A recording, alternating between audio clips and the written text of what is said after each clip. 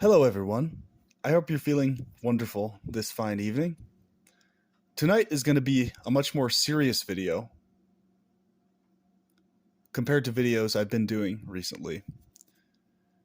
I want to talk about the nature of these demonic entities that run reality on all tiers and on all depths. Specifically, the laws of physics, how this universe itself operates, but also every depth of reality past and beyond this one included. And I'm going to talk about how the idea that there's somewhere within reality, outside the influence of some demonic being, as being a false, inaccurate narrative, and what's in fact actually going on with that. So I refer you back to the philosophical triangle. If you have not watched that video, I highly suggest you check that out. Notice that the pyramid symbol you find in the back of the dollar bill with the all-seeing eye at the top, what is that shape? It's a triangle if you look at it from a face-on direction. I suggest that people involved highly in the occult, who know what they're doing and why they're doing it, are vividly aware of this fact, that there's three types of demonic entities doing three types of activities. And they're working in conjunction with each other to operate every tier of reality. And the eye at the top of the point indicates an individual or a sentience going all the way regarding entering into the cabal of one of these particular types of demonic entities, and thus, by doing so, attaining a state of apotheosis while in this very life, physiologically and otherwise. And also notice, folks, take very keen note of this. Within the ephealist folds and the antinatalist folds, many people now are using Satan and Satanism as a symbol for resistance to life, opposition to forcing sentience into existence. And of course, many of these people do not believe in a literal Satan with horns and a pitchfork and this kind of a thing. Or if they do, their version or idea of who Satan is and the nature thereof is very distinct from the biblical version thereof, if they do believe in a physical Satan. Or rather, Satan as an actual being, entity.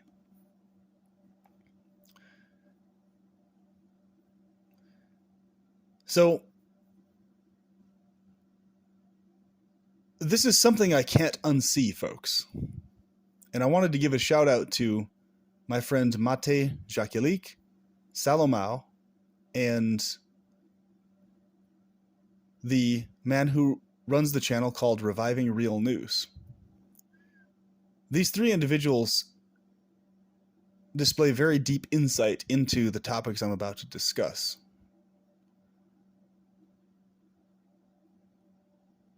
So I highly encourage you to look at their content and what they directly produce, their insights thereof.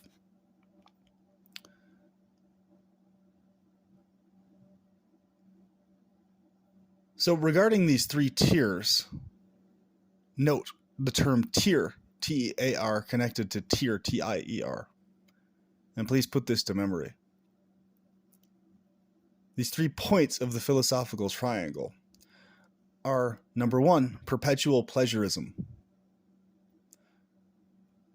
driven by pleasure demons, pleasure demonesses. These are the entities that have to do with maintenance and perpetuation of sentient, pleasurable experience indefinitely. You have entities that have to do with creation of new forms, forcing new sentiences into existence.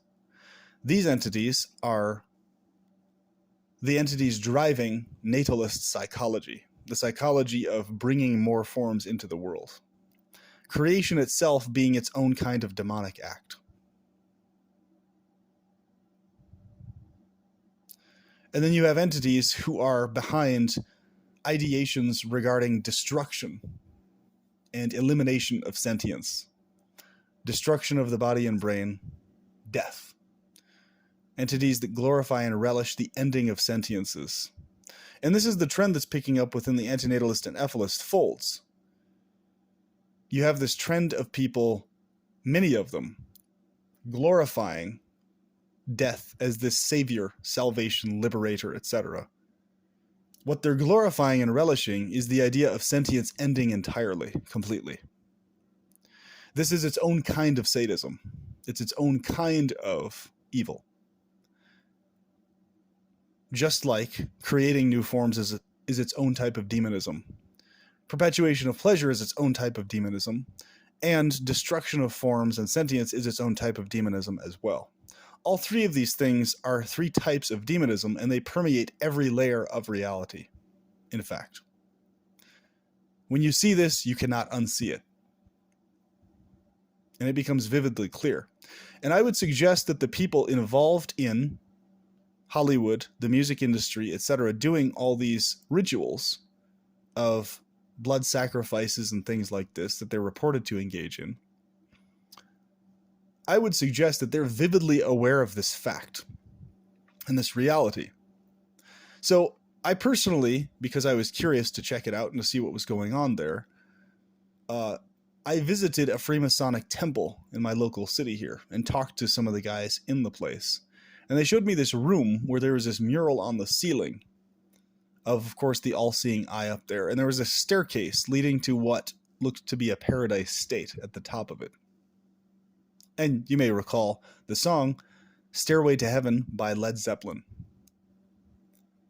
encoding this principle and this theme. Now, what's interesting about this is my understanding now of the philosophical triangle related to every possible thought process or emotional set in any human being anywhere falling within this triangle. There's literally not a single thought process or ideology that is outside of this triangle. So you could even say sentience itself is within this triangle of thoughts and ideas and concepts. In other words, a triple cabal of demonic beings working in conjunction with one another, directly and or indirectly. So the people in this Hollywood industry, the satanic music industry, all this type of stuff, Hollywood, etc., you name it, billionaires, people who are extremely hyper wealthy, I would suggest a good number of them at least, if not all of them, are vividly aware of this being the case in some way, shape, or form. So they're aware that for one entity to experience pleasure, there's a requirement of other beings to be tormented in order for those other entities to be in pleasured states. Now, this is the most dark horror to this reality of them all. And Mate Jakelic, I highly appreciate his understanding of this principle. Out of all the people I've talked to online, he's like the specific example of a person who understands clearly how every tier and depth of reality is a very dark, demonic, diabolical thing. And that any conception of anything that we would call quote-unquote objectively good within any of that is simply variations of pleasure which we personally deem to be good and worthy of pursuit and worthy of praise. But that the actual hyper-technical reality thereof is that there's simply different variations of demonism and different variations of evil. Very, very, very intelligent person, this man is.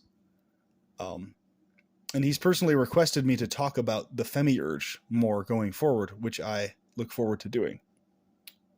So thank you for that, brother. This video is especially a shout out to you, and I hope you find this to be very inspirational and uplifting. Grounding, rather. Knowing that someone else is vividly aware of what you're getting at in your root message. So, what we're dealing with here, folks, is a triple cabal of three different kinds of entities. Entities that have to do with creation, which is a demonic act. Entities that have to do with destruction, which is a demonic act. And also entities that have to do with prevention of sentience emerging, which is also its own kind of demonism. And then third, you have entities perpetuating pleasure, maintaining it perpetually as long as possible, neither creating or destroying. So you have creators, destroyers, and maintainers. Okay? And it's very interesting that this concept and theme was picked up on within the Hindu fold of ideologies, the Vedic views, the Hare Krishna concepts, etc. And they picked up on this dynamic of creation, destruction, and maintenance. What's interesting, though, is the fact that very few of them picked up on the fact, if any, that all three of these things are demonic. And what's interesting is people within the Judeo-Christian fold as well also do not pick up on the fact that creation itself is a demonic act, actually. This completely goes over their heads. It doesn't register to them how and why creation is a demonic act, or how birth is a demonic act. A child being forced out of the womb, out of the vagina of a woman, is a demonic sexual act of great perversion. It's the forcing of an entire body out of the sexual organ of a woman, where she's screaming and blood's coming out and everything else, and the child's crying in an agony, and this umbilical cord that has to be sliced, this turd-looking tube. I mean, the whole thing is incredibly demonic, folks. There's nothing sacred or sanctified about any. The whole thing is a demonic horror. The creation and the birth process. And this is one thing I'm thankful antinatalists have picked up on very vividly. But the problem I'm seeing on the other side of the triangle amongst ethalists and antinatalists is they're glorifying elimination of sentience. They're glorifying destruction and ending of sentience, or more specifically, they're glorifying a non-sentient state, which actually requires a sentience maintaining that eternally, perpetually, in order for that to actually be a state at all in the first place. At least one sentience is required to maintain such a state. So preventing other sentiences from ever emerging or ever existing is its own kind of demonism. And there's a whole cabal of demonic entities that specifically relish that psychology and promote it and are behind it. Make no mistake. So just because you're not engaging in natalism or the horror of creation, there's another horror that's being engaged in also on the other side of the spectrum, as well as perpetual pleasurism, because the bizarre darkness to all of this is that pleasurism itself is connected to creation and destruction. And I will elaborate more on how that goes in other videos, actually. So, as a pleasurist, I'm simply fixating and choosing to align with that type of demonism in my consciousness versus the other two types, okay? So I disalign with creation of new forms, because I see that as a demonic act. And I also disalign with destruction of forms and death itself, or rather, non-sentient states. I oppose those as well as created states, or states of forced sentience. I only promote the perpetuation of eternal romantic sexual pleasure. Period. No exceptions. So I'm at that point of the triangle, okay? The maintenance point of the triangle. In my thoughts, ideologies, and what I talk about. And everyone is somewhere within this fold. They're somewhere within this ideological triangle, either on one of the flats, inside of it, in the center, or at one of the points, depending on how strong their emotions or feelings are on any particular viewpoint or set of views. This is inescapable. So if we zoom to the pleasure entities, okay, we're talking about entities that are so attractive and beautiful in terms of their allurance, their sexual allurance, their attractiveness emotionally, physiologically, and otherwise, that there's no scope for the consciousness or the sentience being unattracted to these entities, folks. Okay? Make no mistake. There's no scope within the consciousness for a sentience not being attracted to these particular beings. The pleasurist demonesses and demons. This is why they're so effective in driving pornography addiction, sexual obsession, and everything thus correlated, even among those who are otherwise non-sentientists or creationists.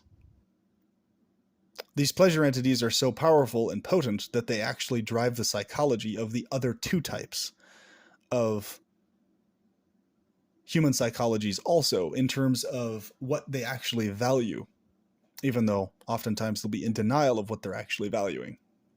It, in fact, being the perpetuation of pleasure. So it's quite a misnomer to think that these specific entities are ugly or don't look good or not attractive. It's quite a misleading understanding of their nature and their appearance and the dynamic of how they actually interact. What's very interesting, if you look at the Vedic literatures and the Sanskrit texts, they actually describe beauty, intensive extreme beauty, as weaponry. Let that sink in for a minute. Let that sink really deep into you in terms of what this means. So, Reviving Real News, Mate Jakelic, Salomao. If you guys are listening to this video, and I hope you are, this is the principle that you three are discussing, I think, more than any other channel I've seen so far. And I think most people listening to your content are completely missing what you're actually getting at here. So I hope that I can contribute to your narrative effectively in this presentation. So if you think of extremely attractive features, okay, think of the most hyper attractive female form you could ever imagine. The most scented form, the most alluring, like to where everything about her physiology and exudance is attractive, emotionally and otherwise, okay? But what if every single one of those things is actually a weapon being used on you to keep you a servant of herself? The pleasure demoness thus in question. What if every single one of those things is specifically being used as a weapon on you to trap and fixate your sentience into her realm, into her specific state of paradise, where she controls you at her discretion? So this is actually the driving force that is behind this trend we call simping, this trend we call excessive glorification of the female form, of sexuality, and all these types of things. It's actually driven by this dynamic, the fact that the male psychology is literally being trapped and completely gorged on and consumed by this type of entity. Her various servants being entities you could classify as succubi, Jezebels, etc. And it's very interesting that in ancient literatures, including within ancient Islam, in fact, there was an awareness that these jinn, these entities called jinn, actually are able to inhabit cords and wires and electronics. And specifically, they, in particular, inhabit specifically electronic devices. So where is pornography watched the most frequently? Where is it most easily accessible? And where is it the most titillating in terms of variety? Via your phone, your tablet, or your computer. Devices that have a black blank screen of Saturnian nature, before they're turned on. And when they are turned on and engaged in, they're the easiest access source of pornographic material of all different varieties, animated, 3D, as well as organic, carbon-based. Think about that for a minute. So if there's demonic entities specifically inhabiting electronics in particular, as their modus operandi, as their desired location of inhabitation, and think about this also, this driving of AI, artificial intelligence, being so strongly emphasized within these devices, the supercomputer, right? Many have suggested as the years have gone on that this supercomputer, this AI, this concept is nothing other than literally creating a form, a perfect form and environment for these specific demonic entities to directly inhabit. And that's exactly what it's designed for, in fact. And you could go back to the creation of television itself and the man who was involved in the cathode ray tube, and that's a really fascinating history, where he was actually directly attempting to channel spirits from the ether in terms of bringing them into a physical device, an electronic device. That was actually behind the creation of television itself, folks. Think about how incredibly fascinating television is as an invention or a discovery. It's fucking diabolically mystical, folks. No joke. Like, out of all the discoveries, like, that's an incredible fucking discovery. The cathode ray tube, I mean, and think about it. It was directly driven by this urge to connect with entities beyond this particular realm. And there we have it. Boom. Fractals, what drives cell phones in their operation, was specifically driven by a very similar concept. So it's almost as if these entities are actually favoring this development of these machines more and more and more, because it's creating forms and places for them to dwell. So quite literally, your cell phone that you're using right now, this phone I'm using right now for all of this content creation, is quite literally a place of inhabitation for demonic entities. Literally, the physical cords, the physical, actual semiconductors and all that type of stuff, quite literally, a place of inhabitation for demonic beings. No exaggeration. Televisions, computers, the same thing. And you notice how so much conflict and squabbling is exacerbated through these things? Well, it makes total sense, doesn't it? If the beings involved in this are beings who also relish quarrel and conflict in and of itself for the sake of it, and this is also a part of their nature, they gorge on this, well, what do you think is going to happen via the use of these devices? They're going to have plenty of conflict for themselves to gorge on, aren't they? Of course. There's always some back and forth, some competition, whether it's sports, whether it's politics, whether it's religion, whether it's conspiracy people versus non-conspiracy people, those in the know versus NPCs. All of these are different dialectics, folks. All of these are different types of conflicts, okay? Therefore, psychology related to these things is a conflict perpetuating and fueling those particular types of demonic entities. People are so fast to fuel these beings. People are so fast to get emotionally surcharged, enraged, and blood boiling, even towards their very close friends on points of disagreement, where the entire physiological system of a person is filled with these entities flowing through the bloodstream and through the brain in connection to the use of these devices and the creation of content on them. So when you understand that all three, creation, death, the attempt at non-sentience, as well as perpetuation of pleasure, that once you realize that all three of these things are variations of demonism, three demonic acts, and that simply what's happening is you have three different cabals in competition with each other, where one cabal is thinking what they're doing is good or the right thing, and in disagreement with the other two cabals. So where the creationists think what they're doing is the good thing, the pleasure thing, or rather the worthwhile thing, even though they're glorifying pain amidst that. the value of pain, etc. Even though those who value non-sentience or the perpetuation of preventing sentience from re-emerging are believing they're doing the most good thing, the most worthwhile thing. And those, of course, engaged in pleasurism are also believing they're doing the good thing, the pleasure thing, the most worthwhile thing.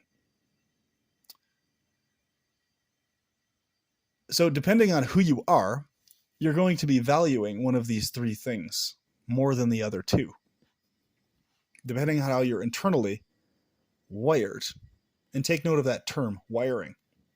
I also want you to take note of the term hertz in relationship to the term hertz, H-U-R-T-S. So hertz, H-E-R-T-Z, in regards to music and vibration and frequency, connected to the term encodedly hertz, H-U-R-T-S, in terms of pain, agony, hurting. So if you understand this reality that when one entity is experiencing pleasure and bliss, by default, what is going on and what is fueling that is the torment of other beings. And that the awareness of this is what's driving people in Hollywood and the music industry to engage in these sacrificial activities, to fuel their own sadistic pleasure directly in correlation to direct torment they inflict on others. And when you understand that's why they're doing this, because they understand that that is how this reality operates, everything becomes crystal clear and there's no loose ends left. You see everything that's happening and why. One clean sweep. Okay? Because they're aware that torment of another being is required for the pleasure of another. Look at any situation in life, any situation, where you're experiencing huge amounts of pleasure. And if you pay attention and think about it and meditate on it, you can understand that your pleasure is connected to, directly, others being tormented in order to ensure that you are being pleasured and comforted and relaxing. You can see it if you think deep enough about it. You can see directly that you, in your comfort and relaxation, are being fueled by, no exaggeration, fueled by the torment of others. Once you see it, you can't unsee it. You can live in denial of that all you want and try to tune that out, and this is exactly what most people do. They tune out that fact because it's too horrifying for them to grasp, because they're not willing to embrace one of the three types of demonism yet. But eventually it's inevitable. You have to, and you do eventually embrace one of the three types, either in a state of denial of demonism, which is a state of obliviousness, where you're trying to act like it's something other than demonic, or in a state of embracing the demonism for what it actually is, wholeheartedly, of one of the three varieties. So until someone gets there and until someone does that, their life is full of what? Various torments imposed on them by this reality against their will. Lack of success, lack of money, lack of finances, lack of fame, lack of well-being, lack of free-flowing approval from most people most of the time, lack of sexual approval, lack of sexual romantic success, etc., so on and so forth. In order to have any of those things, there's always various specific sacrifices you're having to make, isn't it? Eating healthy, exercising, asceticism. There's always some type of mental pain or agony that you have to impose on yourself to some extent, in some way, in order to ensure pleasures. Isn't it so? So you can correlate it and see it directly in your own life. If you're not willing to engage in tormenting others, well, then you're going to have to engage in self-torment in order to achieve these various goals. So there's no escaping this torment-pleasure dichotomy in this reality, and I would suggest in all the other deeper tiers of reality as well. It's simply a matter of paradise states being tuned out states from the fact that they're implicated in the horrors that are happening outside of their containment bubbles. But in fact, they're implicated nonetheless. In other words, their bliss is being fueled by the torment of others that they're not aware is happening. And the reason they're susceptible from being pulled out of these paradise states, which is what we're accustomed to, I'm talking about us together as fellow people, is that the very fact we were in a state of being tuned out because we had to be from the horrors we're implicated in, that's what made us susceptible to actually being forced into this state against our will, because we refused to embrace our demonism. That's how we were able to be entrapped in this world, folks. in these other than godlike states. Okay? So please deeply contemplate this. And I'm going to talk much more about this in videos ahead, but this is an extremely significant topic, and each aspect of this topic is its own very deep rabbit hole. Okay? Each point of this philosophical triangle is its own very deep demonic tube to go down. All right? So if you want to talk to me about this topic or other similar topics, feel free to email me, gnosticantenatalist@gmail.com, and I'd be happy to talk to you. Please like, share, and subscribe if you found this information dark and inspiring in some way. And if you have your own input on this particular subject matter. With that, I wish you perpetual pleasure, and I suggest you join the pleasure cabal versus the other two. And I will talk to you soon. Have a good one.